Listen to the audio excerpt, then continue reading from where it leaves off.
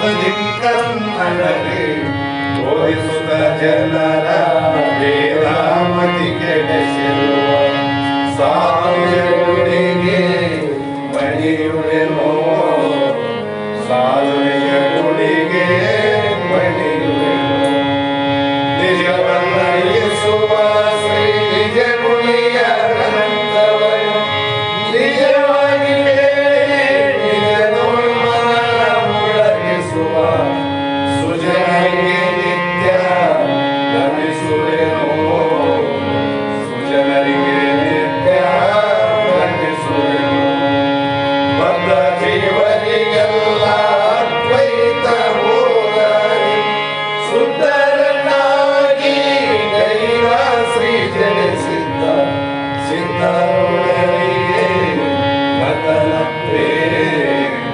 ಸಿದ್ಧರುಳರಿಗೆ ನತನಪ್ಪೇ ಬಾಳ ಬಲ ವೇದಾಂತಕ್ಕೆ ಸರಿ ಬಾಳ ಗರ್ಜನೆ ಕೇಳುವ ತನಕ ಬಾಳ ಕೂಗುತ್ತಲಿಪ್ಪವೇ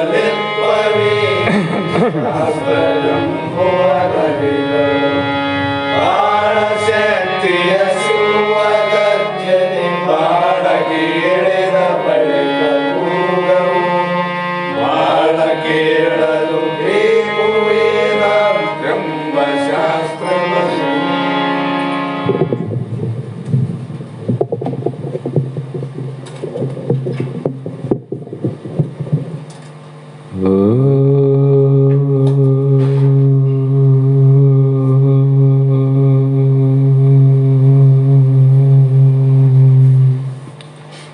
ध्यानमूलं गुरुर्मूर्ति पूजमूलो गुरुर्पादं मन्त्रमूलो गुरुर्वाक्यं मुक्तिमूलो गुरुकृपः जगदादि जगद्गुरु अद्वैत सार्वभौम ಸದ್ಗುರು ಸಿದ್ಧಾರೂಢ ಮಹಾಸ್ವಾಮಿಗಳ ಶ್ರೀಪಾದ ಪದ್ಮಗಳಿಗೂ ಆರೂಢ ಜ್ಯೋತಿ ಸದ್ಗುರು ಶಿವಪುತ್ರ ಮಹಾಸ್ವಾಮಿಗಳ ಶ್ರೀಪಾದಗಳಿಗೂ ಶ್ರೋತ್ರಿಯ ಬ್ರಹ್ಮನಿಷ್ಠ ಬ್ರಹ್ಮಲೀನ ಸದ್ಗುರು ಬಸವಾನಂದರ ಚರಣ ಕಮಲಗಳಿಗೂ ಅನಂತ ದೀರ್ಘ ದಂಡ ಪ್ರಣಾಮಗಳನ್ನು ಸಮರ್ಪಿಸುತ್ತ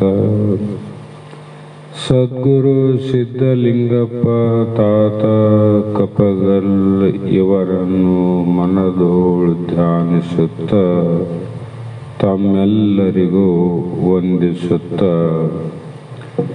ಈ ದಿನ ಶ್ರೀಮದ್ ಭಗವದ್ಗೀತಾ ಎನ್ನುವ ಗ್ರಂಥದ 10ನೇ ಅಧ್ಯಾಯದ 20ನೇ ಶ್ಲೋಕ ಇಂದಿನ ಆಧಾರದ ವಿಷಯವಾಗಿದ್ದು, ಈ ಶ್ಲೋಕದಲ್ಲಿ ಪೂರ್ವದಲ್ಲಿ ಹೇಳಿದಂಥ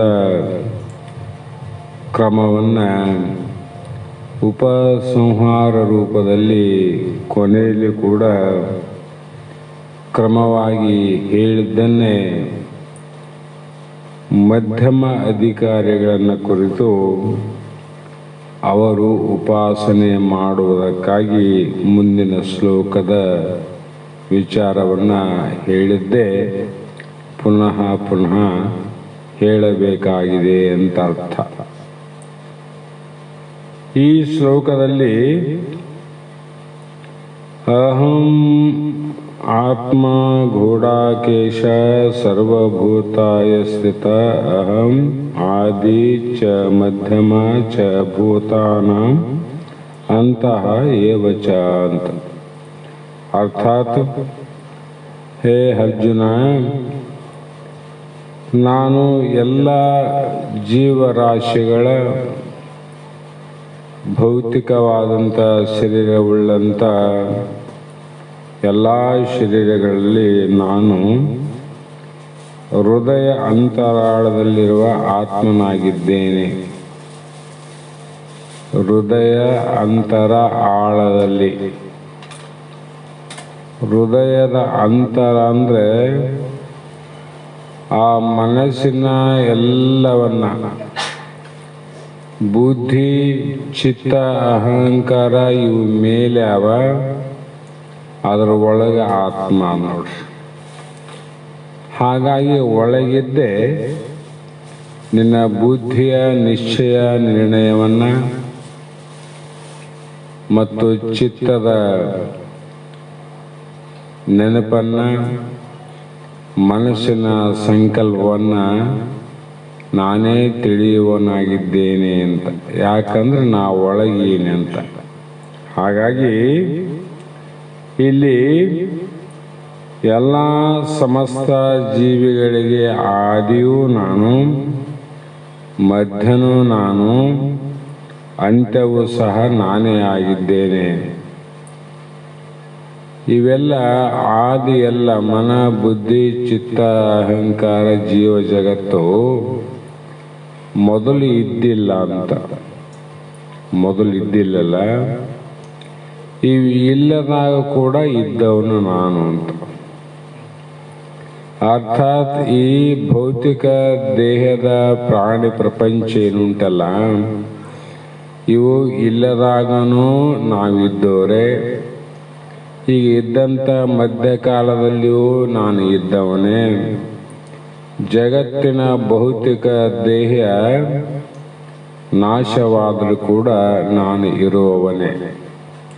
ಈ ರೀತಿಯಾಗಿ ತ್ರಿಕಾಲ ಆಬಾಧಿತ, ಯಾವ ಕಾಲದಲ್ಲಿಯೂ ಬಾಧೆಯಾಗದೆ ನಷ್ಟವಾಗದೆ ಇರುವಂಥ ಶ್ರೇಷ್ಠವಾದವನು ನಾನೇ ಆಗಿದ್ದೇನೆ. ಆ ಕಾರಣದಿಂದ ಮುಂದಿನ ಆದಿತ್ಯಾನಾಂ ಅಹಂ ವಿಷ್ಣು ಜ್ಯೋತಿಷ್ಯಾಂ ರವಿ ಅಂಶುಮಾನ್ ಮರೀಚ ಮರುತಾಂ ಅಸ್ಮಿ ನಕ್ಷತ್ರಾಣಾಂ ಅಹಂ ಶಶಿ ಎಂದು. ಪ್ರಪಂಚವನ್ನು ಒಂದು ಸಲ ಜಗತ್ತನ್ನು ಕಣ್ಣು ಬಿಟ್ಟು ನೋಡು ಅರ್ಜುನ. ನಾನು ಆದಿತ್ಯದಲ್ಲಿ ವಿಷ್ಣುವೆಂಬ, ಮೊದಲು ವಿಷ್ಣು ಅಂತಲ್ಲ, ಆ ವಿಷ್ಣು ಆದವನು ನಾನು. ಪ್ರಕಾಶವನ್ನು ಕೊಡುವಂಥ ವ್ಯಾಪಕ ಪ್ರಕಾಶ ಯಾರಲ್ಲಿ ಆದವನು ಸೂರ್ಯನಲ್ಲಿ ಆದ ನೋಡ್ರಿ. ಆ ಸೂರ್ಯನಲ್ಲಿರುವಂಥ ಪ್ರಕಾಶವು ನಾನೇ. ಮತ್ತು ಮರುಗಣಗಳಲ್ಲಿ ಮರೀಚಿ ಬ್ರಹ್ಮ ಅಂತಕ್ಕಂಥ ಎಷ್ಟೋ ಬ್ರಹ್ಮರಲ್ಲಿ ಮತ್ತು ಎಷ್ಟೋ ನಕ್ಷತ್ರಗಳಲ್ಲಿ ಚಂದ್ರನು ನಾನೇ, ನಕ್ಷತ್ರನು ನಾನೇ, ಸೂರ್ಯನು ನಾನೇ, ವಿಷ್ಣು ನಾನೇ, ಎಲ್ಲವೂ ನಾನೇ. ಅಷ್ಟೇ ಅಲ್ಲದೆ ಈ ಜಗತ್ತಿನಲ್ಲಿ ನಡೆಯುವಂಥ ಸ್ಥಿತಿ ಮತ್ತು ಶೀಲ ತತ್ವಗಳ ವ್ಯವಸ್ಥಿತ ಗತಿಗಳ ದೇವತೆಗಳು, ಅವರಿಗೆ ಶ್ರೇಷ್ಠವಾದ ಸ್ಥಾನವು ನಾನೇ. ಅಷ್ಟಲ್ಲದೆ ಆನಂದ ಸ್ವರೂಪನು ನಾನೇ. ಎಲ್ಲವೂ ಪರಮಾತ್ಮನ ವಿಭೂತಿ ಸ್ವರೂಪಗಳೇ. ಎಲ್ಲವೂ ಬ್ರಹ್ಮ ಸ್ವರೂಪ ಅಂದರು. ಯಾವಾಗ ಬ್ರಹ್ಮ ಸ್ವರೂಪ ಅನ್ನೋದು ನಿಮಗೆ ಗೊತ್ತದ. ಯಾವುದು ಬ್ರಹ್ಮ ಸ್ವರೂಪ? ಅಸ್ಥಿಭಾತಿ ಪ್ರಿಯ ಅಂತ ಏನು ಹೇಳ್ಯಾರಲ್ಲ, ಅದು ಸರ್ವ ಪ್ರಾಣಿಗಳಲ್ಲಿ, ದೇವಾನುದೇವತೆಗಳಲ್ಲಿ, ಋಷಿಗಳಲ್ಲಿ, ಪಂಚಮಹಾಭೂತಗಳಲ್ಲಿ ಇರುವಂಥ ಶಕ್ತಿ ಏನದ, ಅದು ಪರಮೇಶ್ವರನ ಶಕ್ತಿಯೇ. ಅದಕ್ಕಾಗಿ ಕಾಣದ ಸರ್ವವನ್ನು ಧರಿಸಿ ಕಾಣುವಂತೆ ಮಾಡುವವನು ಅವನೇ.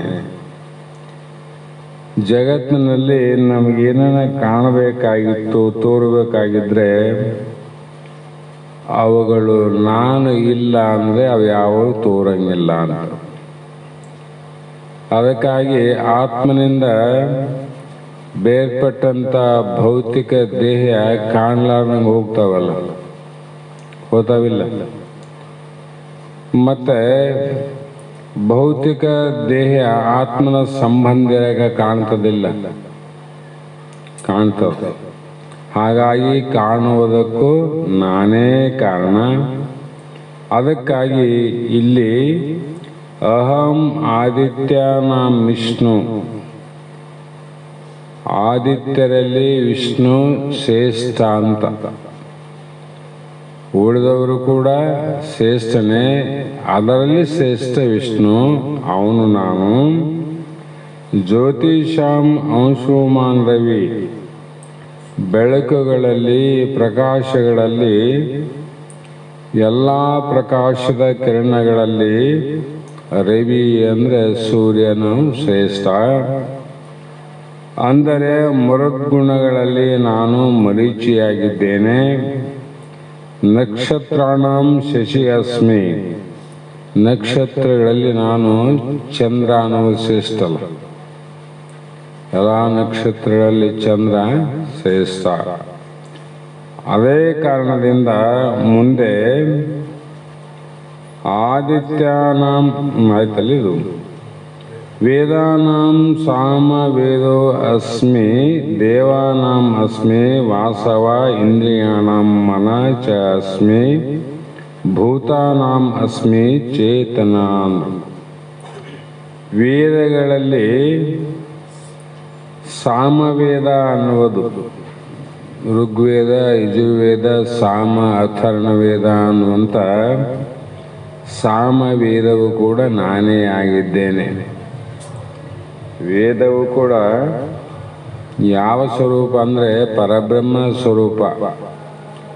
ಅದಕ್ಕೆ ಅವುಗಳಲ್ಲಿ ಇರುವಂಥ ಮಂತ್ರಗಳಿಗೆ ಅಕ್ಷರ ಅಂತ ಕರೆದಾರ. ಅಕ್ಷರ ಅಂದ್ರೇನು? ನಾಶ ಇಲ್ಲದಕ್ಕೆ ಅಕ್ಷರ.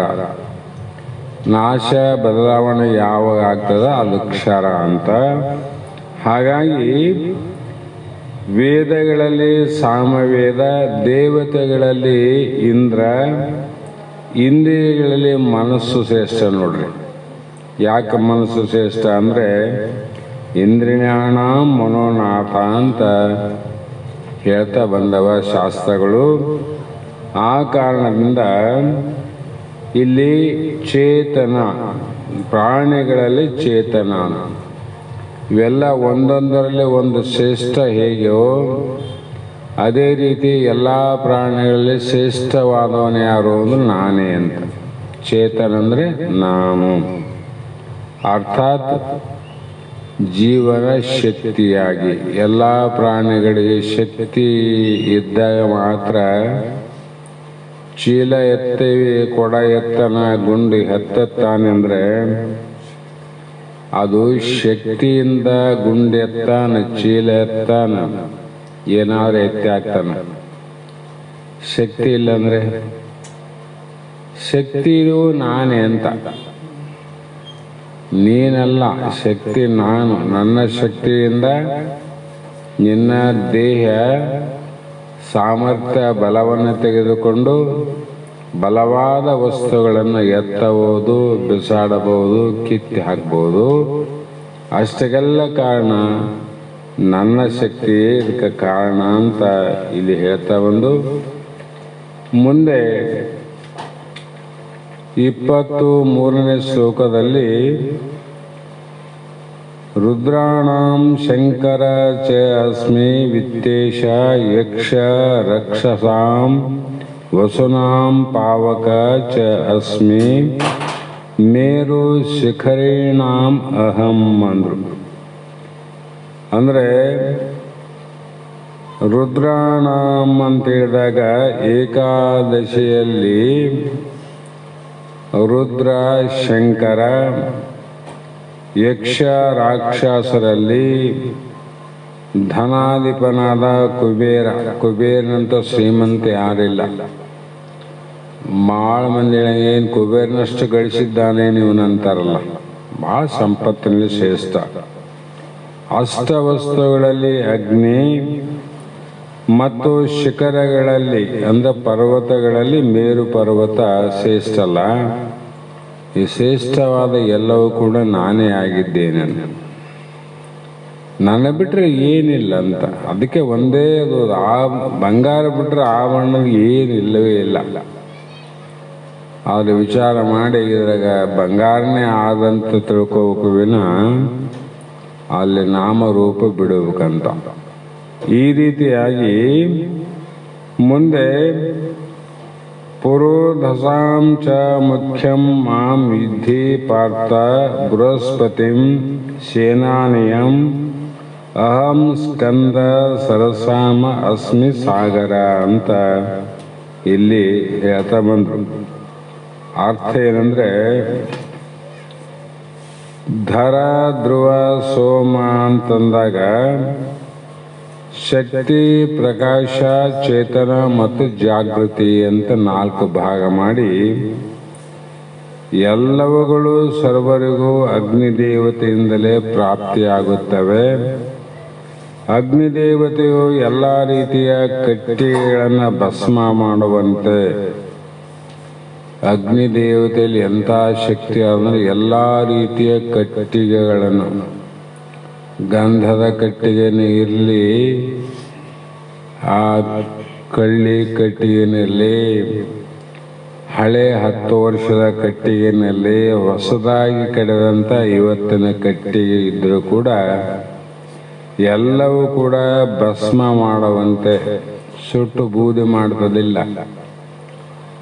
ಆದರೆ 2 ಪ್ರಕಾರ ಬೂದಿ ಮಾಡ್ತದೆ.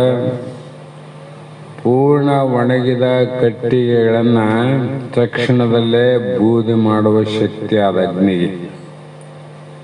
ಆದರೆ ಹಳೆ ಕಟ್ಟಿಗೆ ಬಿಟ್ಟು ಹೊಸ ಕಟ್ಟಿಗೆ ಇದ್ದರೆ ಅದು ಟಿಸ್ಸು ಟಿಸ್ಸು ಅಂತ ಇದ್ದಲಿಯಾಗಿ ಸ್ವಲ್ಪ ಉಳ್ಕೊಂಡು ಮತ್ತೆ ಅಗ್ನಿ ಸ್ಪರ್ಶ ಆದಾಗ ಆ ಇದ್ದಲಿ ಕೂಡ ಭಸ್ಮ ಆಗ್ತದೆ. ಯಾವುದೇ ಕಾರಣ ನಿಧಾನವಾಗಲಿ ಸಾವಧಾನವಾಗಲಿ ಅಗ್ನಿ ಎಲ್ಲ ಕಟ್ಟಿಗೆಯನ್ನು ಭಸ್ಮ ಮಾಡುವಂಥ ಸಾಮರ್ಥ್ಯ ಇದ್ದಂತೆ ನನ್ನನ್ನು ಭಜಿಸುವವರ ಅಪವಿತ್ರತೆಯನ್ನು, ಪಾಪವನ್ನು ಮತ್ತು ತಾಪವನ್ನು ಕೂಡ ನಾನು ಭಸ್ಮ ಮಾಡುತ್ತೇನೆ. ಎಲ್ಲ ಜೀವಿಗಳ ತಾಪ, ಎಲ್ಲ ಜೀವಿಗಳ ಅಪವಿತ್ರತೆ ಇವೆಲ್ಲವನ್ನು ನಾನು ಕೂಡ ನಾಶ ಮಾಡುತ್ತೇನೆ. ಅಗ್ನಿ ನಾಶ ಮಾಡೋದಿಲ್ಲ, ಅವರಂತೆ ನಾನು ಮಾಡುತ್ತೇನೆ. ಯಾರನ್ನೆಂದರೆ ಭಜಿಸುವವರ. ಯಾಕೆ ಭಜಿಸುವವರ ಅಂತ ಹೇಳ್ಬೇಕಂದ್ರೆ, ಕಟ್ಟಿಗೆ ಯಾವಾಗ ಅಗ್ನಿ ಸ್ಪರ್ಶಕ್ಕಾಗ್ತದ ಆವಾಗ ಅದು ಬೂದಿ ಆಗ್ತದೆ. ಇಲ್ಲಿ ಅಗ್ನಿ ಆದ ಕಟ್ಟಿಗೆ ಅಗ್ನಿಯಿಂದ ದೂರ ಇತ್ತಂದ್ರೆ ಅದು ಭಸ್ಮ ಆಗೋದಲ್ಲ, ಕಟ್ಟಿಗೆ ಆಗಿಯೇ ಉಳಿತದೆ. ಅದರಂತೆ ಭಗವಂತನನ್ನು ಯಾರು ಭಜಿಸುತ್ತಾರೋ, ಅವನ ಸನ್ನಿಧಾನದಲ್ಲಿ ಯಾರು ಇದ್ದಾರೋ ಅವರ ಪಾಪಗಳನ್ನು, ತಾಪಗಳನ್ನು ನಾನು ಕಳೆಯುತ್ತೇನೆ. ನನ್ನಿಂದ ದೂರ ಇದ್ದವ್ರನ್ನ ಬೆಂಕಿನೇ ಮುಟ್ಟಂಗಿಲ್ಲ ಕಟ್ಟಿಗೆ. ಅಂದರೆ ಪರಮಾತ್ಮ ಪಾಪಿಗಳ ಸಮೀಪ ಯಾಕೆ ಬರ್ತಾನಂತ? ಪಾಪಿಗಳ ಸಮೀಪ ಬರೋದಿಲ್ಲ ಅಂತ ಅರ್ಥ. ಅದಕ್ಕಾಗಿ ಮನುಷ್ಯನ ದೇಹದಲ್ಲಿ ಯಜ್ಞಕರ್ಮಗಳು ಪ್ರಜ್ವಲಿತವಾಗುವುದು ಅಗ್ನಿದೇವತೆಯಿಂದಲೇ. ಯಜ್ಞಕರ್ಮಗಳು ಎಲ್ಲಿ ನಡೀತವ? ಅಗ್ನಿದೇವತೆಯಿಂದ. ಆ ಯಜ್ಞಕರ್ಮಗಳಿಗೆ ಸಲ್ಲಿಸುವಂಥ ಏನು ಭಕ್ಷ್ಯಗಳವ ಅದರ ಫಲಗಳನ್ನು ಆಯಾ ದೇವತೆಗಳಿಗೆ ಅಗ್ನಿದೇವ ಹೋಗಿ ಕೊಡುತ್ತಾನೆ ಅಂತ ಪುರಾಣ ಶಾಸ್ತ್ರಗಳ ಇತಿಹಾಸ ನಾವು. ಹಾಗಾಗಿ ಜ್ಞಾನದೀಪವು ಪ್ರಜ್ವಲಿತವಾಗುವುದು ಅಗ್ನಿದೇವತೆಯಿಂದಲೇ. ಅಗ್ನಿದೇವತೆಯು ಪರಮಾತ್ಮನ ಮುಖವೆಂತಲೂ ವಿಭೂತಿಯಂತಲೂ ಹೇಳಿಸಿಕೊಂಡು ಭಗವದ್ಗೀತೆಯ 4ನೇ ಅಧ್ಯಾಯದಲ್ಲಿ ಹೇಳಿದರು, ಜ್ಞಾನಾಗ್ನೇ ಸರ್ವಕರ್ಮಾಣಿ ಭಸ್ಮಾತ್ ಕುರುತೆ ಅರ್ಜುನ ತಥಾ ಅಂತ ಅಲ್ಲಿ ಹೇಳ್ತಿ ಅಂತ ಬಂದರು. ಹೀಗೆ ಅಗ್ನಿ ಎಂದ ತಕ್ಷಣ ನಾವು ವಿಚಾರ ಮಾಡಬೇಕು, ಜ್ಞಾನಕ್ಕೆ ಅಗ್ನಿ ಅಂತ ಹೇಳ್ಯಾರಂತ. ಜ್ಞಾನಕ್ಕೆ ಅಗ್ನಿ, ಅಗ್ನಿಯೇ ಜ್ಞಾನ ಅಂತ ಅರ್ಥ. ಈ ಕಾರಣದಿಂದಲೂ ಅಗ್ನಿಯು ಮಹತ್ವ ಬಹಳಾದ. ಅಗ್ನಿಯು ಪರಮೇಶ್ವರನ ವಿಭೂತಿ ಜ್ಞಾನ ಅಂತಲೇ ಉಪಾಸನೆ ಮಾಡುವವರಿಗೆ ಅಂತಃಕರಣ ಶುದ್ಧಿಯ ದ್ವಾರವಾಗಿ ತಾನೇ ಅಗ್ನಿ ಸ್ವರೂಪ ಆಗ್ತಾನೆ ನೋಡ್ರಿ. ತಾನೇ ಅಗ್ನಿ ಸ್ವರೂಪ. ಏನು ಬೆಂಕಿ ಇದ್ದಂಗೆ ಆನಪ್ಪ ಮನುಷ್ಯ ಅಂದರೆ ಅವನು ಬೆಂಕಿ ಅಲ್ಲ, ಅವನ ಒಳಗಿರ್ತಕ್ಕಂಥ ತೇಜಸ್ ಅಂತ ಅರ್ಥ ಮಾಡಬೇಕು. ಅವನ ಅಗ್ನಿ ಸ್ವರೂಪ ಅಂದರೆ ಹೋದ ತಕ್ಷಣ ಸುಟ್ಟು ಸಾಯ್ಬೇಕಾಯ್ತು. ಎಲ್ಲರೂ ಸಾಯೋದಿಲ್ಲಲ್ಲ. ಅಂದ್ರೆ ಅಗ್ನಿ ಇದ್ದಂಗೆ ಆನಂತೀವಿ. ಯಾವ ದೇಹ ಅಗ್ನಿ ಇದ್ದಂಗೆ ಅದೋ ಅವನ ಜ್ಞಾನ ತೇಜಸ್ ಅದು ಅಂದರೆ ಜ್ಞಾನ ತೇಜಸ್ಸು ಅಂತ ಅರ್ಥ ಮಾಡಬೇಕು. ಪರ್ವತಗಳಲ್ಲಿಯೂ ಕೂಡ ನಾನೇ ಶ್ರೇಷ್ಠ ಅಂತ ಹೇಳ್ಕಂತ ಬಂದರು. ಯಾಕಂದರೆ ಎತ್ತರವಾದ ಶಿಖರವುಳ್ಳ ಪರ್ವತಗಳು ಈ ವಸುಂಧರೆಯನ್ನು ರಕ್ಷಿಸುತ್ತವೆ. ಪರ್ವತಗಳೇ ಮಳೆಯನ್ನು ಸುರಿಸುತ್ತವೆ. ಪರ್ವತಗಳು ಔಷಧಿ, ವನಸ್ಪತಿ, ರತ್ನ, ಸುವರ್ಣ ಮೊದಲಾದ ಪದಾರ್ಥಗಳು ಸಿಗುವಂಥ ಗಣಿಗಳು. ಕೆಲವು ಕಡೆ ಬಂಗಾರ ಸಿಗ್ತದ, ಕೆಲವು ಕಡೆ ತಾಮ್ರ ಸಿಗ್ತದ, ಕೆಲವು ಕಡೆ ಉಕ್ಕು ಸಿಗ್ತದ, ಅನಂತ ಆಭರಣ ಕೂಡ ಸಿಗ್ತಾವ. ಎತ್ತರವಾದ ಶಿಖರ ಉಳ್ಳದ್ದೇ ಮೇರು ಪರ್ವತ. ಮೇರು ಪರ್ವತ ಅಂದರೆ ಯಾವುದು ಬಹಳ ಎತ್ತರ ಅದ ಅದು ಮೇರು ಪರ್ವತ. ಅದು ಪರಮೇಶ್ವರನ ವಿಭೂತಿ. ಯಾಕೆ ಪರಮಾತ್ಮನ ಜ್ಞಾನ ಅಂತ ಯಾಕೆ ಹೇಳ್ಬೇಕಂದ್ರೆ ಎಲ್ಲದಕ್ಕೂ ಎತ್ತರವಾದದ್ದು, ಘನವಾದದ್ದು, ಶ್ರೇಷ್ಠವಾದದ್ದು ಯಾವುದು? ತನ್ನ ಸ್ವರೂಪ ಸಾಕ್ಷಾತ್ಕಾರದ ಜ್ಞಾನ ಅಂತ. ಹಾಗಾಗಿ ಈ ವಿಭೂತಿಯನ್ನು ಪರಮೇಶ್ವರ ಸ್ವರೂಪವೆಂದು, ಈ ಜ್ಞಾನ ಏನದ ಇದು ಪರಮಾತ್ಮ ಸ್ವರೂಪನೇ. ಜ್ಞಾನವೇ ಪರಮಾತ್ಮ, ಪರಮಾತ್ಮನೇ ಜ್ಞಾನ. ಈ ರೀತಿ ಉಪಾಸನೆ ಮಾಡುವವರಿಗೆ ಅಂತಃಕರಣ ಶುದ್ಧಿಯ ಪೂರ್ವಕವಾಗಿ ನಾನೇ ಪರಮಾತ್ಮ ಅಂತ ಜ್ಞಾನ ಉಂಟಾಗ್ತದೆ. ನಾನೇ ಪರಮಾತ್ಮ ಅನ್ನೋ ಜ್ಞಾನ ಪಕ್ಕ ಆಗ್ತದೆ. ಕಾರಣ ತಾಯಿಯ ಗರ್ಭದಲ್ಲಿ ಜನನವಾದಂಥ ಒಂದು ಶಿಶು ತಾಯಿಯ ಗರ್ಭದಲ್ಲಿ 9 ತಿಂಗಳ ವಾಸವನ್ನು ಮಾಡಿ ನಂತರ ಬೇಸರದಿಂದ ಹೊರಗೆ ಬಂದದ. ಎಲ್ಲರೂ ಬೇಸರದಿಂದನೇ ಬಂದೀವಿ. ಅದು ಈಗ ನಮ್ಗೆ ಗೊತ್ತಾಗವಲ್ತು, ಮರ್ತವಲ್ಲ, ಬೇಸರದಿಂದ ಬಂದೀವಿ ಅಂತ ಅನ್ನಿಸ್ತದ. ಆದರೂ ಕೂಡ ಹುಟ್ಟಿದ ತಕ್ಷಣವಾಗಲಿ ಸ್ವಲ್ಪ ದಿನಗಳವರೆಗೂ ಈಕೆ ನನ್ನ ತಾಯಿ ಅಂತ ಕಂಡು ಹಿಡಲಿಕ್ಕೆ ಮಗು ಅಸಾಧ್ಯ ಆಗ್ತದೆ. ನನ್ನ ತಾಯಿ ಈಕೆ ಅಂತ ಹೇಳಂಗಿಲ್ಲ.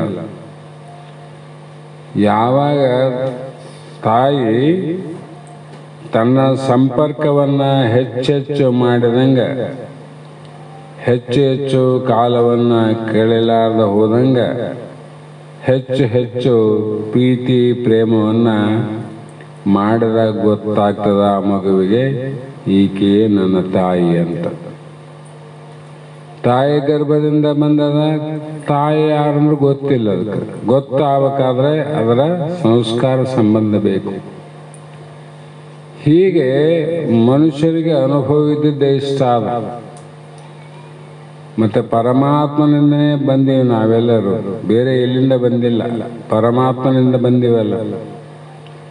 ಆ ಪರಮಾತ್ಮನನ್ನ ಈತನೇ ಅಂತ ನಾವು ತಿಳಿಬೇಕಾಗಿದ್ದರೆ ಅಲ್ಲಿ ಸಂಬಂಧಗಳು ಬೇಕಾಗ್ತದೆ.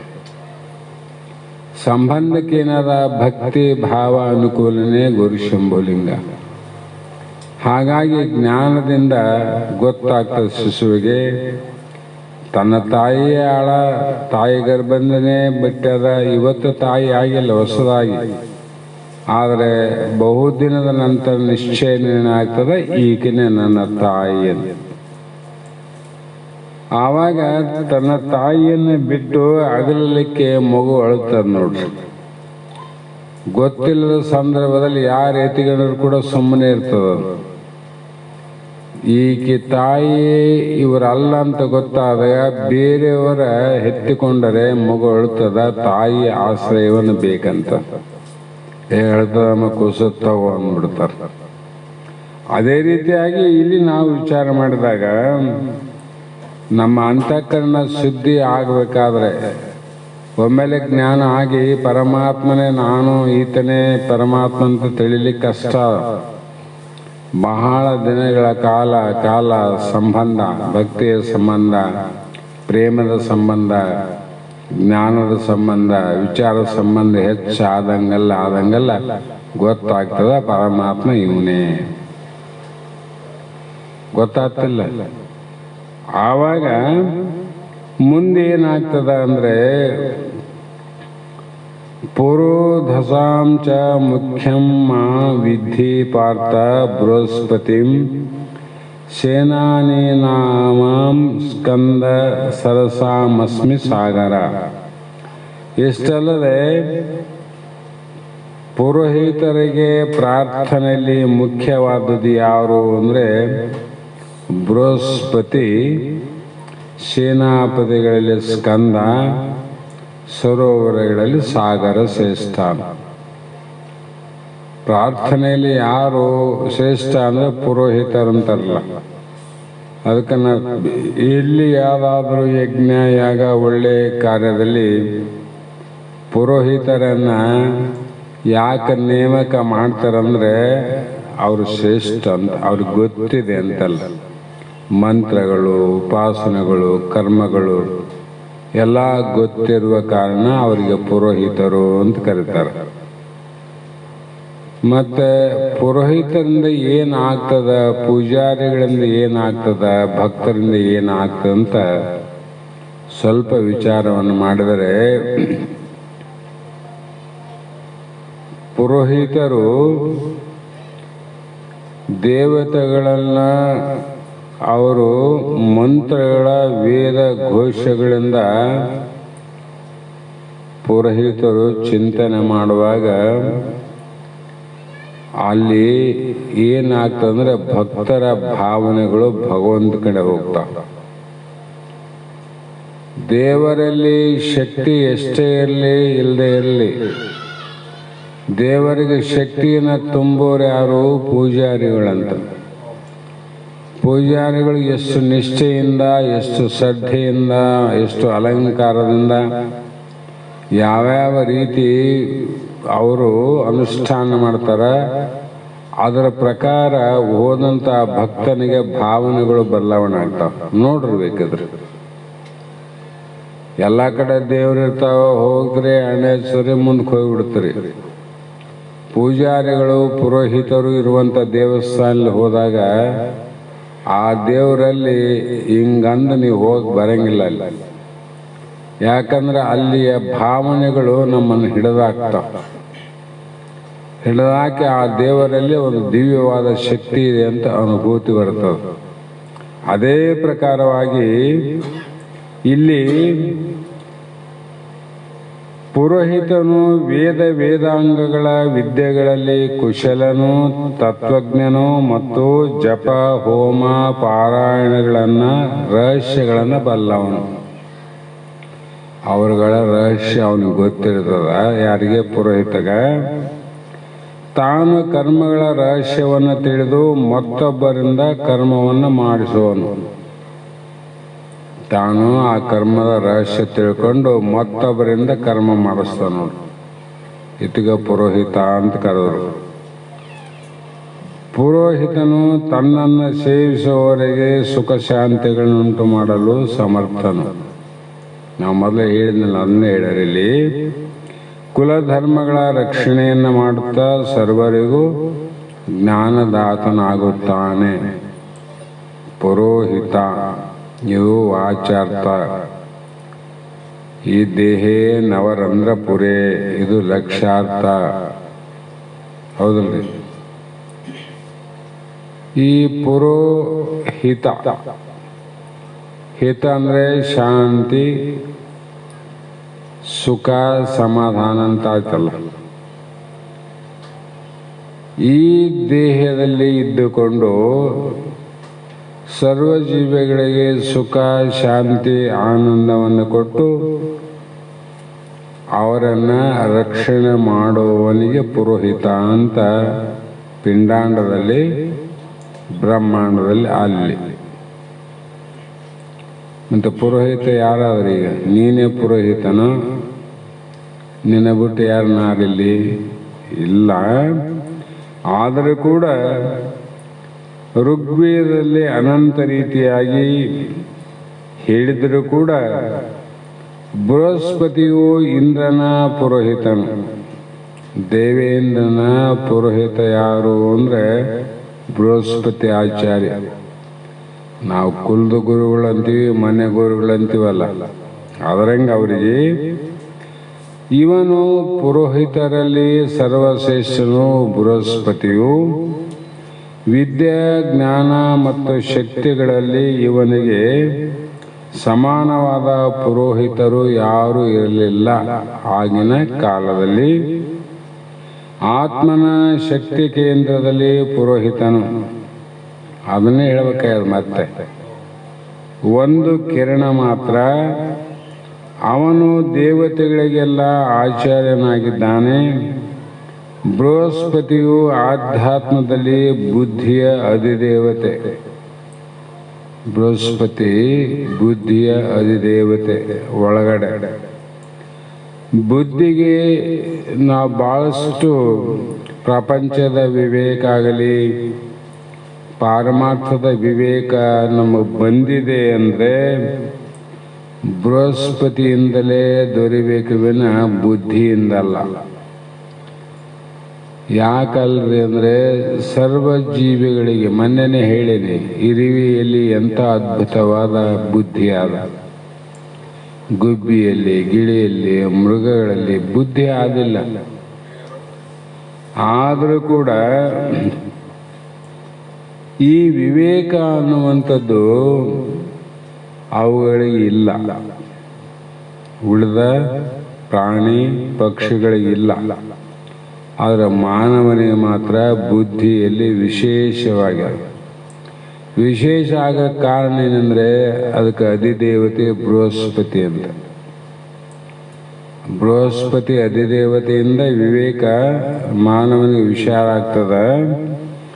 ಅದರಿಂದ ಅವನು ಚೇತನನು ಮತ್ತು ಆನಂದವನ್ನು ಕೊಟ್ಟು ಸರ್ವರನ್ನು ರಕ್ಷಿಸುವವನೆಂದರೆ ಅತಿಶಯೋಕ್ತಿ ಆಗಲಾರದು. ಈ ಸರ್ವಲಕ್ಷಣ ಸಂಪನ್ನನಾದ ಬೃಹಸ್ಪತಿಯು ಪರಮಾತ್ಮನ ಪ್ರಧಾನವಾದ ವಿಭೂತಿ ಎಂದರು. ಅದ್ಯಾರ್ದು? ಪರಮಾತ್ಮನೇ ಜ್ಞಾನ, ಜ್ಞಾನವೇ ಪರಮಾತ್ಮ. ಹೀಗೆ ಆ ಪರಮಾತ್ಮನೇ ನಾನೇ ಪರಮಾತ್ಮ ಅಂತ ಉಪಾಸನೆ ಮಾಡಿದವರಿಗೆ ಇವನ ಅನುಗ್ರಹದಿಂದ ಅಂತಃಕರಣ ಶುದ್ಧಿ ಆಗ್ತದೆ. ಮತ್ತೆ ಇದು ಬಿಡಬಾರದು. ನಾನೇ ಪರಮಾತ್ಮನೆಂಬ ಪವಿತ್ರ ಭಾವ ಉಂಟಾಗ್ತದೆ. ಭಾವ ಉಂಟಾಗ್ತದೆ.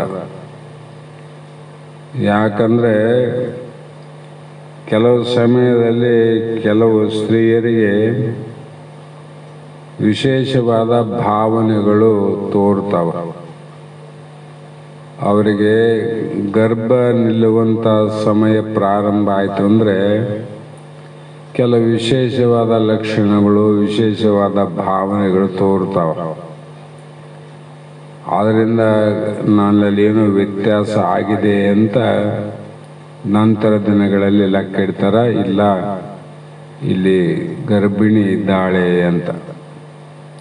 ಆಕೆ ಬೈಕಗಳು ಭಾಳ ಆಗ್ತವಲ್ಲ, ಒಳಗ ಭಾವನೆ ಆದ ನಾನು ತಾಯಿ ಆಗುವ ಸಂದರ್ಭ ಒದಗಿ ಬಂದದಂತ ಗೊತ್ತದ. ಆದರೆ ಭಾವ ಆಗ್ಯದ, ಆದರೆ ಮಗುವಿನ ಮುಖ ನೋಡಿಲ್ಲ. ಭಾವದಲ್ಲಿ ನಾನು ತಾಯಿ ಆಗುತ್ತೇನೆ ಅಂತ ಗೊತ್ತದ. ಆ ತಾಯಿ ಗರ್ಭದಲ್ಲಿರುವ ಶಿಶುವನ್ನು ಅರಿಯಳು. ಆ ಮಗು ಹೇಗಿದೆ, ಅದು ಹೆಣ್ಣು ಗಂಡು ಹೇಗಿದೆ ಅನ್ನುವುದು ತಾಯಿ ಗೊತ್ತಿಲ್ಲ, ಭಾವದಲ್ಲಿ ಗೊತ್ತಾಗ್ಯದ. ಭಾವದಲ್ಲಿ ನಾನು ತಾಯಿ ಆಗ್ತಂತ ಗೊತ್ತದ. ಆದರೆ ಮಗು ಹೆಣ್ಣು ಗಂಡು ಅಂತ ಅದರ ಮುಖ ಇದು ನೋಡಿಲ್ಲ, ಇದ್ರ ಮುಖ ಅದನ್ನು ನೋಡಿಲ್ಲ. ಯಾವಾಗ ನೋಡಿದಾಗ ಏನಾಯ್ತು ಅಂದರೆ ಅದು ಭಾವ ಅಲ್ಲ, ಅದೇ ಬ್ರಹ್ಮ ಆಯ್ತು ನೋಡ್ರಿ. ಭಾವ ಬೇಕಾಗಿಲ್ಲ, ಪ್ರತ್ಯಕ್ಷ ಪ್ರಮಾಣ ಅದ, ಅದೇ ಕೂಸು, ಅದೇ ಮಗು ಅಂತ. ಅದೇ ರೀತಿಯಾಗಿ ಮುಂದೆ ಅಂತಃಕರಣ ಶುದ್ಧಿ ಆದರೆ ಆ ತಾಯಿ ತನ್ನ ಮಗುವನ್ನು ಪ್ರತ್ಯಕ್ಷವಾಗಿ ಹೇಗೆ ಕಾಣುತ್ತಾಳೆಯೋ ಅದೇ ರೀತಿ ತನ್ನಲ್ಲಿರುವಂಥ ತನ್ನ ಸ್ವರೂಪವನ್ನು ಪ್ರತ್ಯಕ್ಷವಾಗಿ ಅನುಭವಕ್ಕೆ ಬರುತ್ತದ ಅಂತ ಅರ್ಥ ಮಾಡಬೇಕು. ಅದರ ಅಂತಃಕರಣ ದ್ವಾರ ಸಮಯ ಹಿಡಿತಿಲ್ಲ ಆ ತಾಯಿಗೆ 9 ತಿಂಗಳ. ಅದೇ ರೀತಿ ಸೇನಾಪತಿ ಅಥವಾ ಸೇನಾ ಎಂದರೆ ಸೇನೆಯು ಯಾವನನ್ನ ತನ್ನ ಶರೀರವೆಂದು ಭಾವಿಸುತ್ತದೆಯೋ ಅವನೇ ಸೇನಾಪತಿ. ಸೇನಾಪತಿಯು ಪ್ರತಿಪಕ್ಷ ದಳವನ್ನು ಸೋಲಿಸುವ ಶಕ್ತಿ ಉಳ್ಳವನಾಗಿರಬೇಕು. ಪ್ರಸ್ತುತ ವಿಷಯವು ದೇವತೆಗಳ ಸೇನಾಪತಿಯಾದ ಸ್ಕಂದನನ್ನು ಕುರಿತಿದ್ದು, ಸ್ಕಂದ ಅಂದರೆ ಶರೀರ ಅಂತ ಇನ್ನೊಂದು ಅರ್ಥ. ಸೇನಾಪತಿ ಅಂದರೆ ಏನು? ಸೇನೆಗಳಿಗೆ ಒಡೆಯನಾಗಿರಬೇಕು. ತನ್ನ ಸೇನೆಯನ್ನು ಸೋಲಿಸುವಂಥ ಸಾಮರ್ಥ್ಯದಿಂದ ಕೂಡಿರಬಾರದು. ಸೇನಾಪತಿಯಾಗಿ ತನ್ನ ಸೇನೆಯನ್ನು ಸೋಲುವಂತ ಮಾಡುವುದು ಸೇನಾಪತಿ ಹೆಂಗಾತನವನು? ವೈರಿಗಳ ಸೇನೆಯನ್ನು ನಾಶ ಮಾಡುವಂಥ ಶಕ್ತಿ ಇರಬೇಕು. ತನ್ನ ಸೇನೆಗೆ ತಾನು ಅಧಿಪತಿಯಾಗಿರಬೇಕು. ಅವನಿಗೆ ಸೇನಾಧಿಪತಿ ಅಂತ ಕರೀತಾರೆ. ಅದರಂತೆ ಇಲ್ಲಿ ಗತಿ ಮತ್ತು ಸ್ಫೂರ್ತಿಯನ್ನು ಕೊಡುವವನೆಂದು ಮತ್ತೊಂದು ಅರ್ಥ. ಇಲ್ಲಿ ಏನು ಮಾಡ್ತಾನ ಅಂದರೆ ನಮ್ಮೊಳಗೆ ಇದ್ದು ನಮ್ಮಲ್ಲಿಯ ಸದ್ಗುಣಗಳನ್ನು ನಾಶ ಮಾಡುವವನು ಪರಮಾತ್ಮನಲ್ಲ. ಸೇನೆ ಆದ, ದೊಡ್ಡ ಸೇನೆ ಆದ ನಮ್ಮಲ್ಲಿ. ಸದ್ಗುಣಗಳ ಸೇನೆ ಆದ, ದುರ್ಗುಣಗಳ ಸೇನೆ ಆದ. ಪುಣ್ಯದ ಕಾರ್ಯಗಳಾವ, ಪಾಪದ ಕಾರ್ಯಗಳಾವ. ಆ ಸೇನಾಪತಿ ಏನು ಮಾಡ್ತಾನಂದ್ರೆ ನಮ್ಮಲ್ಲಿ ಇರುವ ದುರ್ಜನರನ್ನು ಸಂಹಾರ ಮಾಡುವವನು ಎಂದು ಮತ್ತೊಂದು ಅರ್ಥ. ದುರ್ಜನರು ಯಾರು ಅಂದರೆ ದುಷ್ಟ ಗುಣಗಳೇ ದುರ್ಜನರಂತ. ಸದ್ಗುಣಗಳು ತನ್ನ ಸೇನೆಯನ್ನು ತಾನು ರಕ್ಷಣೆ ಮಾಡಬೇಕು. ವೈರಿ ಸೇನೆಯನ್ನು ನಾಶ ಮಾಡಬೇಕು. ಅದು ಸೇನಾಧಿಪತಿ. ಅದರಂತೆ ಇಲ್ಲಿ ನಮ್ಮಲ್ಲಿ ಈಗಿರುವಂಥ ಸದ್ಗುಣಗಳನ್ನು ರಕ್ಷಣೆ ಮಾಡಬೇಕು, ದುರ್ಗುಣಗಳನ್ನು ನಾಶ ಮಾಡಿಕೊಂತಿರಬೇಕು. ಅಂದಾಗ ಸೇನಾಧಿಪತಿ ಯಾರು? ಶರೀರಕ್ಕೆ ಒಡೆ ಯಾರು? ಆತ್ಮ. ಆತ್ಮ ಅಂದರೆ ಯಾರು? ನೀನೇ ಅಲ್ಲ. ಹಾಗೆ ಇಲ್ಲಿ ಮನುಷ್ಯ ಶರೀರದಲ್ಲಿರುವ ಆಧ್ಯಾತ್ಮಿಕ ದೃಷ್ಟಿಯಿಂದ ವಿಚಾರ ಮಾಡಿದರೆ ಅವಯವಗಳು, ಇಂದ್ರಿಯಗಳು ಸೇನೆ ಎನ್ನಿಸಿಕೊಳ್ಳುತ್ತವೆ. ಇವು ಸೇನೆ. ಇವುಗಳನ್ನು ಸರಿಯಾದ ರೀತಿಯಲ್ಲಿ ಅಂದರೆ ವಿರುದ್ಧ ಶಕ್ತಿಗಳೊಡನೆ ಹೋರಾಡುವುದರಲ್ಲಿ ಪ್ರೇರೇಪಿಸುವನು ಇವನೇ ಪರಮೇಶ್ವರನ ವಿಭೂತಿ ಅಂದ. ಇದು ನೋಡು ಜ್ಞಾನ. ನಾವೇನು ಮಾಡ್ತೀವಿ ಅಂದರೆ ನಮ್ಮಲ್ಲಿರ್ತಕ್ಕಂಥ ದುರ್ಗುಣಗಳನ್ನು ದೂರ ಮಾಡೋದು ಒತ್ತಡಗಿರಲಿ, ಇರುವ ಸದ್ಗುಣಗಳನ್ನು ನಾಶ ಮಾಡ್ಕೊತೀವಲ್ಲ, ಇದೆಂತ ವಿಪರ್ಯಾಸ ಅಂತ. ಹಾಗಾಗಿ ಪುರಾಣ ದೃಷ್ಟಿಯಿಂದ ಕೂಡ ಇವನು ವೀರತ್ವದಲ್ಲಿ ಪ್ರಸಿದ್ಧನಾಗಿ ಪರಮೇಶ್ವರನ ವಿಭೂತಿಯಾಗಿ ಇವನೇ ನಾನು, ನಾನೇ ಅವನು ಅಂತ ಉಪಾಸನೆ ಮಾಡುವವರಿಗೆ ಇವನ ಅನುಗ್ರಹದಿಂದ ಅಂತಃಕರಣ ಶುದ್ಧಿಯಾಗಿ ನಾನೇ ಪರಮಾತ್ಮನೆಂಬ ಜ್ಞಾನ ಉಂಟಾಗ್ತದ. ಅರ್ಜುನ ಕೇಳಿಲ್ಲ ಇಂದ 3 ಪ್ರಶ್ನೆ. ಇವನು ಹೆಂಗೆ ಮಾಡಬೇಕು, ಸಾಧನ ಏನು ಕೇಳಿದದಕ್ಕೆ ಆತಗೆ ಹೇಳ್ಕೊಂತ ಬಂದರು. ಮತ್ತು ಸರೋವರಗಳಲ್ಲಿ ನಾನು ಶ್ರೇಷ್ಠ ಅನ್ನಲ್ಲ, ಸಾಗರದಲ್ಲಿ ಸಾಗರವೇ ಶ್ರೇಷ್ಠ. ಇದು ಸರೋವರವೆಂಬುದು ಸಾಧಾರಣ ಅರ್ಥ. ಮಧುರವಾದದ್ದು ಎಂದು ಮತ್ತೊಂದು ಅರ್ಥ. ಮಧುರ ಅಂದ್ರೇನು? ಅದು ಸಿಹಿಯಾಗಿರುವುದು, ಎಲ್ಲರೂ ಸ್ವೀಕರಿಸಲಿಕ್ಕೆ ಯೋಗ್ಯವಾಗಿರುವುದು ಅಂತ ಅರ್ಥ.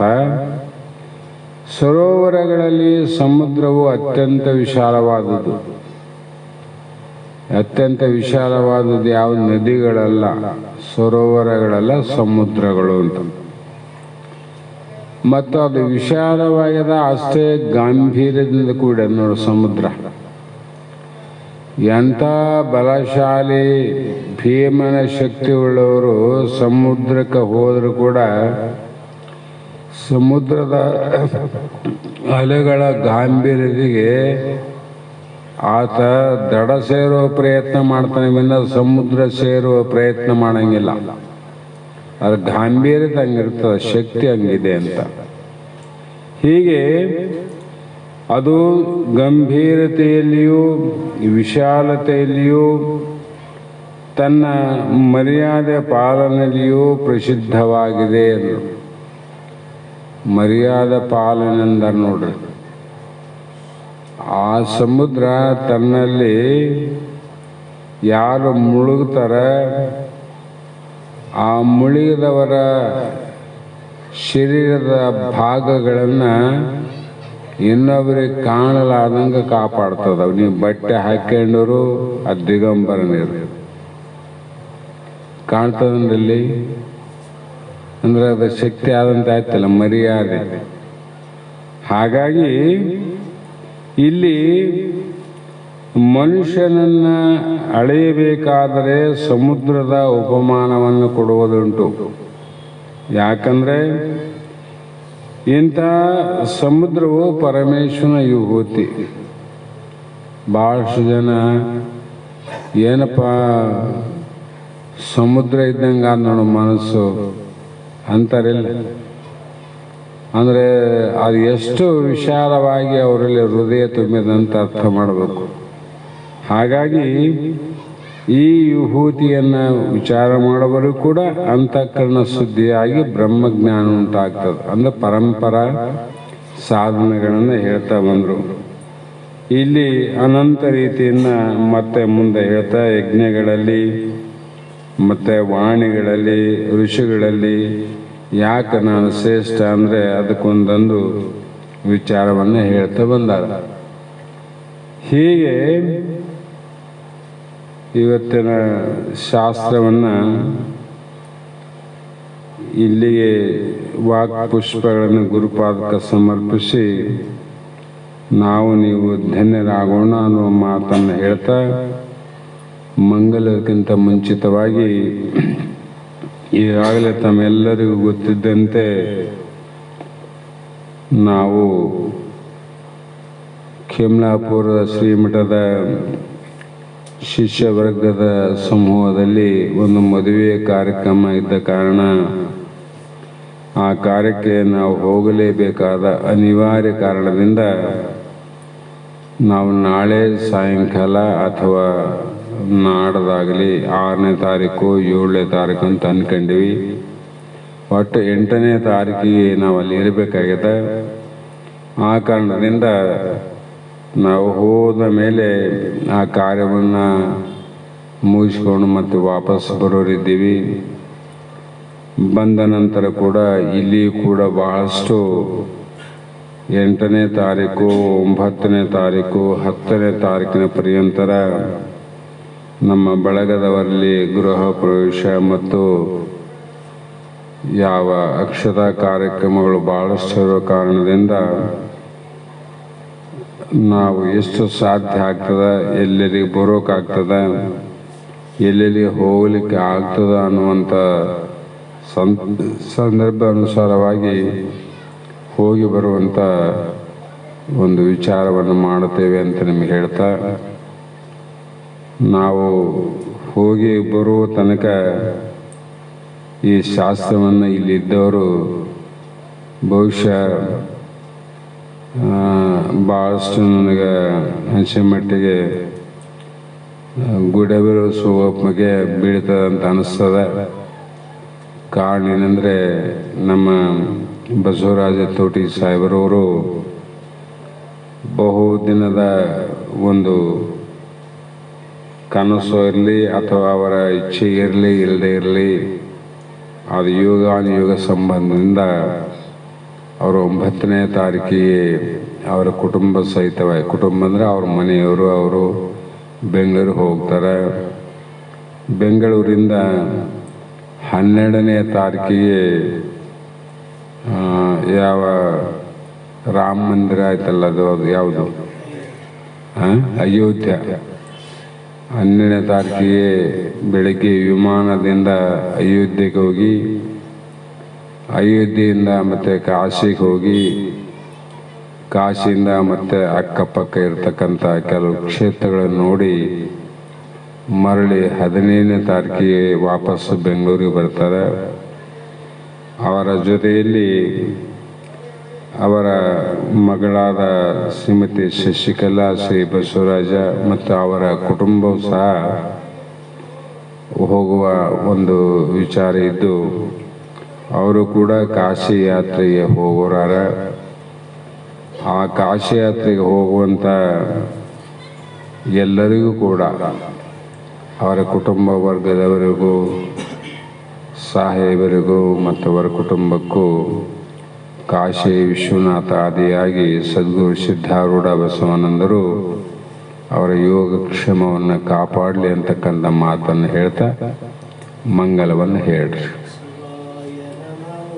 ಶಿವಾಯ ನಮಃ ಶಿವಾಯ ನಮಃ ಶಿವಾಯ ನಮಃ ಶಿವಾಯ ನಮಃ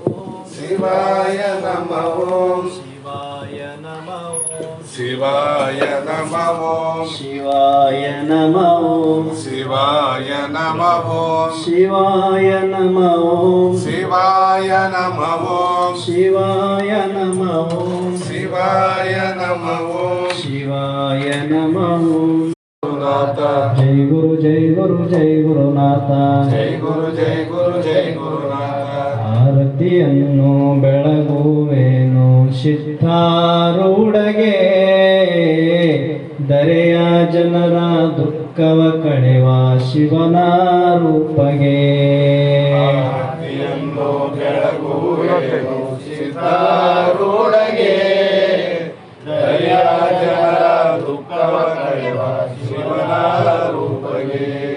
ದರೆಯ ಜನರ ದುಃಖವ ಕಳೆವ ಶಿವನ ರೂಪಗೆ. ಆರತಿಯನ್ನು ಬೆಳಗುವೇನು ಸಿದ್ಧಾರೂಢಗೆ, ದರೆಯ ಜನರ ದುಃಖವ ಕಳೆವ ಶಿವನ ರೂಪಗೆ. ದರೆಯ ಜನರ ದುಃಖವ ಕಳೆವ ಶಿವನ ರೂಪಗೆ. ಮೂರು ಜೀವಿಗಳಿಗೆ ಸಾಕ್ಷಿ ಆದ ದೇವಗೆ, ಮೂರು ಜೀವಿಗಳಿಗೆ ಸಾಕ್ಷಿಯಾದ ದೇವಗೆ. ಆರು ಮತದ ಮರ್ಮ ಅರಿತ ನಿಗಮ ನಿಷ್ಠಗೆ. ಆರತಿಯನ್ನು ಬೆಳಗುವೆನು ಸಿದ್ಧಾರೂಢಗೆ, ದರೆಯ ಜನರ ದುಃಖವ ಕಳೆವ ಶಿವನ ರೂಪಗೆ. ದರೆಯ ಜನರ ದುಃಖವ ಕಳೆವ ಶಿವನ ರೂಪಗೆ. ವಂಚಕ ಜನರು ಬೆಂಕಿಡಲು ಸಹಿಸಿದ ದೇವಗೆ, ವಂಚಕ ಜನರು ಬೆಂಕಿಡಲು ಸಹಿಸಿದ ದೇವಗೆ. ಪಂಚಾಕ್ಷರಿಯ ಮಂತ್ರವನ್ನು ಅರುಹಿದ ದೇವಗೆ. ಆರತಿಯನ್ನು ಬೆಳಗುವೆನು ಸಿದ್ಧಾರೂಢಗೆ, ದರೆಯ ಜನರ ದುಃಖವ ಕಳೆವ ಶಿವನ ರೂಪಗೆ. ದರೆಯ ಜನರ ದುಃಖವ ಕಳೆವ ಶಿವನ ರೂಪಗೆ. ಪಂಚಕೋಶ ಪಂಚಪಾಶಗಳ ಹರಿಸಿದ ದೇವಗೆ, ಪಂಚಕೋಶ ಪಂಚಪಾಶ ಹರಿಸಿದ ದೇವಗೆ. ಸಂಚಿತಾದಿ ಕರ್ಮವನ್ನು ದಯಿಸಿದ ದೇವಗೆ. ಆರತಿಯನ್ನು ಬೆಳಗುವೆನು ಸಿದ್ಧಾರೂಢಗೆ, ದರೆಯ ಜನರ ದುಃಖವ ಕಳೆವ ಶಿವನ ರೂಪಗೆ. ದರೆಯ ಜನರ ದುಃಖವ ಕಳೆವ ಶಿವನ ರೂಪಗೆ. ಓಂ ಚೈತನ್ಯಂ ಶಾಶ್ವತಂ ಶಾಂತಂ ಯೋಗಾತೀತಂ ನಿರಂಜನಂ ನಾದಬಿಂದು ಕಲಾತೀತಂ ತಸ್ಮೈ ಶ್ರೀ ಗುರವೇ ನಮಃ. ಶ್ರೀಮದ್ ಜಗದ್ಗುರು ಸಿದ್ಧಾರೂಢ ಮಹಾರಾಜ್ ಕಿ ಜೈ. ಶ್ರೀ ಸದ್ಗುರು ಶಿವಪುತ್ರ ಸ್ವಾಮಿ ಮಹಾರಾಜ್ ಕಿ ಜೈ. ಶ್ರೀ ಸದ್ಗುರು ಬಸವಾನಂದ ಮಹಾರಾಜ್ ಕಿ ಜೈ. ಶ್ರೀ ಸದ್ಗುರು ಅನಮೋನಿ ಮಹಾರಾಜ್ ಕಿ ಜೈ. ಸಕಲ ಸಾಧು ಸಂತ ಮಹಾರಾಜ್ ಕಿ ಜೈ. ಜಯ ಮಂಗಲಂ ಜಯ ನಮಃ ಪಾರ್ವತಿ ಶಿವ ಹರ ಮಹಾದೇವ.